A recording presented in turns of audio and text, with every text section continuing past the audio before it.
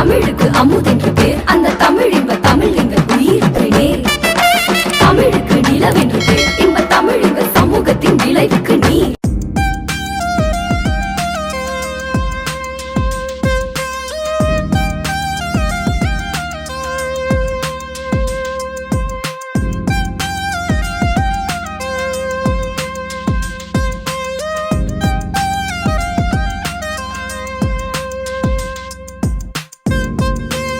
தெரிவிக்க வருமாறு அந்த அணியுடைய தலைவி தமிழினி அவர்களை அன்புடன் அழைக்கின்றேன்.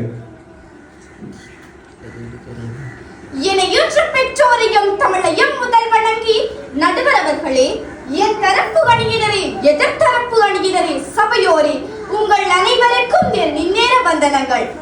மாணவர்களுடைய வளர்ச்சிக்கு அதிகம் பங்களிப்பது படிப்பா பண்பாடா என்ற தலைப்பின் கீழ் பண்பாடே என வாதிட உங்கள் முன் வந்துள்ளேன். நடுவர் அவர்களே, பண்பாடு என்றால் என்ன?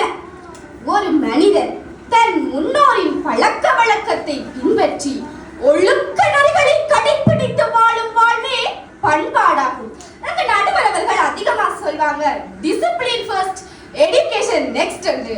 அப்படியாயின் எந்த ஒரு பாடசாலையா இருந்தாலும் சரி, எந்த ஒரு கல்வி நிறுவனமாக இருந்தாலும் சரி, டிசிப்ளினுக்கு தான் முதலிடம் கொடுக்கிறது. அந்த டிசிப்ளின் எங்களுடைய பண்பாடு. எனவே மாணவர்களுடைய வளர்ச்சிக்கு அதிகம் பங்களிப்பது பண்பாடு என்பதுதான் நிதர்சனமான உண்மையாகும். மிகப்பெரிய மூளைய கசக்கி பொழிஞ்சவன் தான் யூனிவர்சிட்டிக்கு போறான். அங்க போய் என்ன செய்யறான்? தனக்கு ஒரு மார்க்ஸ் குறைஞ்சிட்டதுக்காக தற்கொலை செய்து கொள்கிறான். ஒரு மாணவனுக்கு தன் நம்பிக்கையை கூட ஊட்டி கொடுக்கவில்லை என்றால் அந்த கல்விக்கு என்ன அர்த்தம்? இந்த படிப்பு யாருக்கு வேணும்? இன்று ஆசிரியர்களுக்கு நச்சுத்தன கூறதுக்கு கூட நேரம் இல்லாம போயிடுச்சு.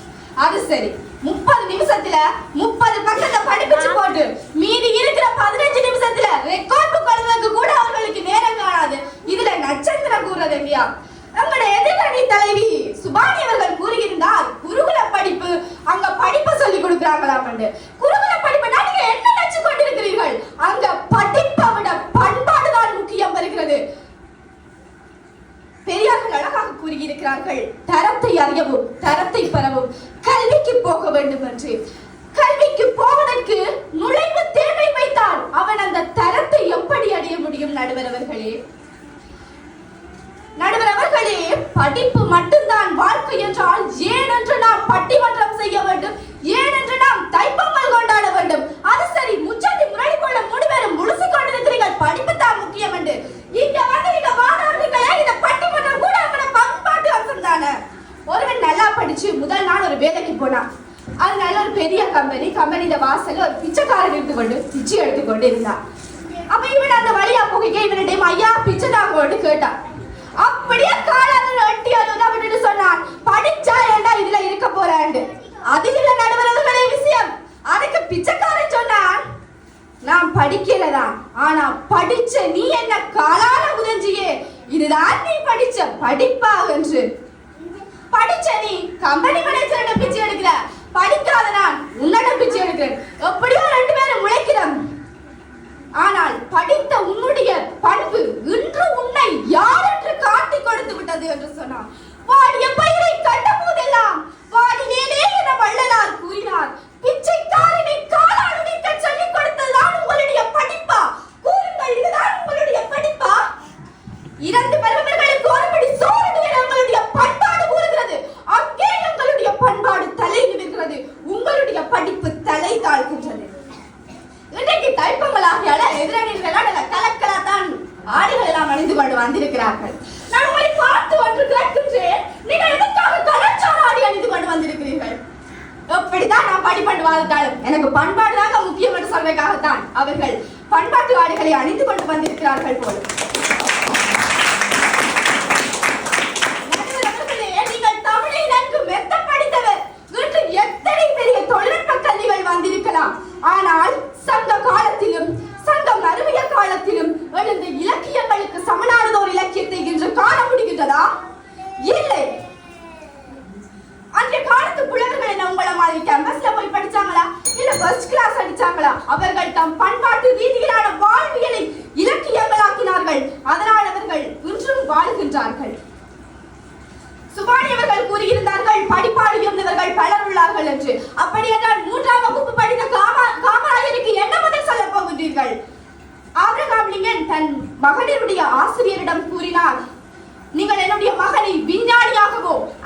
ஒரு மருத்துவராகவோ அல்லது என்னை போன்றதொரு ஜனாதிபதியாகவோ மாற்ற தேவையில்லை. அவனை ஒரு நற்பண்புள்ள நற்பிரஜையாக மாற்றுங்கள், அதுவே எனக்கு போதும் என்று. எனவே மாணவர்களுடைய வளர்ச்சிக்கு மிகவும் அவசியம் பண்பாடு என்பது இதிலிருந்தே தெளிவாகின்றது. திறன் உள்ளவர்களுக்கு மட்டும் கல்வியை போதிப்பதுதான் உங்களுடைய கல்விக்கூடங்கள். ஆனால் மாற்றுத்திறன் உள்ளவர்களுக்கும் கல்வியை போதிப்பது எங்களுடைய கலாச்சார கூடங்கள். தோழர்களே, அன்று உங்களுக்கு தொழில்நுட்ப கல்வியால் உருவான சமூக வலைத்தளங்கள் இல்லாத காலத்திலே தமிழர்களுடைய பண்பாடு இந்த மண்ணில் ஓங்கி ஒழித்தது உண்மை. இன்றைக்கு நாம் பரிணாம வளர்ச்சி பெற்றிருக்கலாம், சமூக வலைத்தளங்கள் நிரம்பி இருக்கலாம், ஊடகங்கள் ஆளலாம். ஆனாலும் தமிழர்களுடைய பண்பாடு அழியவோ மறையவோ இல்லை, மண்டியிடவோ மாட்டிடவோ இல்லை. தமிழர்களுடைய பண்பாடு என்றைக்கும் வளர்ந்து கொண்டுதான் இருக்கும், துளிர்ந்து கொண்டுதான் இருக்கும். வள்ளுவர் அழகாய் கூறியிருக்கிறார், பண்புடையார் பட்டொன்று உலகம், அது இங்கு மண்புக்கு மாழ்வது மன்னன்று. நட்பண்புடையவர்களின் ஒழுக்கத்தால் தான் இந்த உலகம் நடைபெறுகிறது. இல்லாவிட்டால் உலக ஒழுக்கம் மண்ணில் புதைந்துவிடும். எனவே மாணவர்களுடைய வளர்ச்சிக்கு அதிகம் பங்களிப்பது பண்பாடு என அறுதியும் உறுதியுமாக கூறி விடைபெறுகிறேன். வாழ்க தமிழ், வளர்ந்ததும் பண்பாடு. மாணவர்களுடைய வளர்ச்சியிலே பண்பாடுதான் அதிகம், அவர்களை வளப்படுத்துகின்றது பண்பாடே என்கின்ற ஒரு மெய்சிலிர்க்க வைத்த ஒரு அருமையான பேச்சினை எதிரணி தன்னுடைய வாதத்தில் வெளிப்படுத்தி இருக்கின்றார். குருகுலத்தில கூட முதலிலே கற்பிக்கப்படுவது படிப்பு அல்ல, பண்பாடு. ஒழுக்கத்தை உடைய மாணவன் எந்த நிலையில் இருந்தாலும் அவன் தன்னிலையை மாறாதவனாக போற்றப்படுகின்றான்.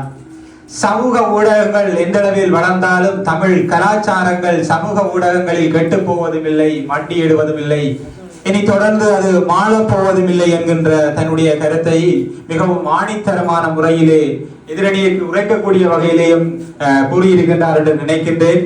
எதிரணியர்கள் இதனை தமிழினி அவர்களுடைய கருத்தினை வந்து என்ன செய்ய போகின்றார்கள் என்பதனை எதிர்வருகின்ற வாதத்தினை நாங்கள் அடிப்படையாக வைத்து பார்ப்போம். அந்த வகையிலே தன்னுடைய வாதத்தினை வழங்க வருமாறு எதிரணியினுடைய ஆண் தலைவன் தஜீவதன் அவர்களை அன்புடன் அழைக்கின்றேன்.